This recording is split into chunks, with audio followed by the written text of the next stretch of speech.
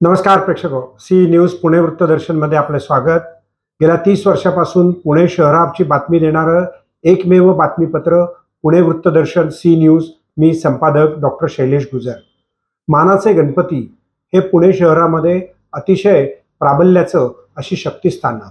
त्यानंतर दुपारच्या 4 वाजल्यानंतर पुणे शहरामध्ये गणपतींची लाइटिंगची मिरवणूक पहिल्यापासून सुरू होते।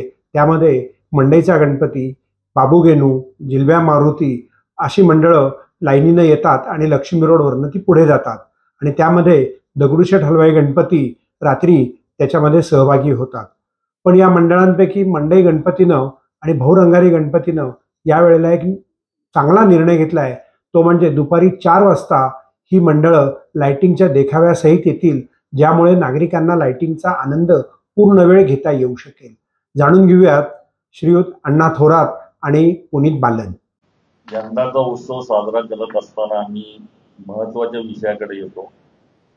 6 सप्टेंबरला आपल्या गणपतीचं विसर्जन आहे। तुम्ही म्हणताल की गणपती बसायच्या आधीच विसर्जनाची सुरुवात का करतात, पण हा विषय खूप महत्वाचा आहे म्हणून आम्ही आधी सांगतोय।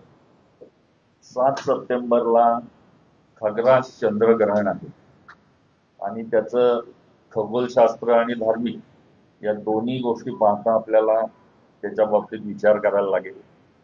7 सप्टेंबरला 12:37 वेद चालू होतात ग्रहणाचे आणि वेद काळामध्ये आपल्या घरातले देव असू किंवा मंदिरातले देव असू, सार्वजनिक गणपती असतील किंवा इतर कुठलाही देव असू, देवता असू, यांच्या मूर्ती ग्रहण काळ संपेपर्यंत झाकण्याची प्रथा आहे।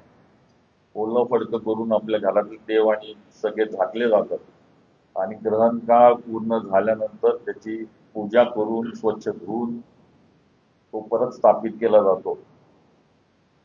तर आपली गेली अनेक वर्ष आपण बघतोय विसर्जन मिरवणूक ही 26 तास 27 तास अशी चालत असते। खूप मोठ्या प्रमाणात त्याच्यामध्ये वेळ जातो। यंदाच्या वर्षी 12 वाजायच्या आत 7 तारखेला विसर्जन मिरवणूक संपवावी म्हणून आम्हाला काही महत्वाचे निर्णय या ठिकाणी घ्यायला लागतात।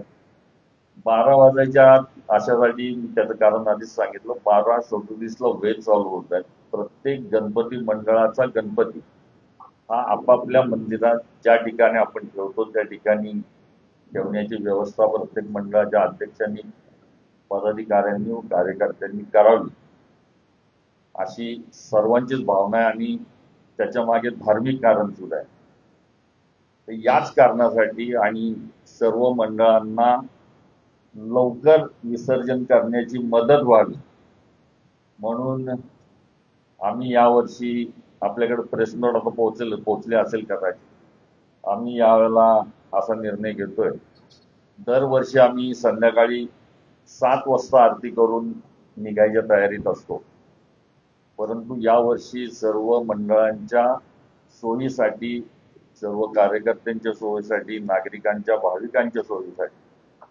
आम्ही यावर्षी ज्या ठिकाणाहून गणपतीची मिरवणुकीची सुरुवात होती त्या टिळक पुतळ्यापासून मानाचे 5 गणपती गेल्यानंतर लगेचच आमच्या मिरवणुकीला आम्ही सुरुवात करणार आहोत।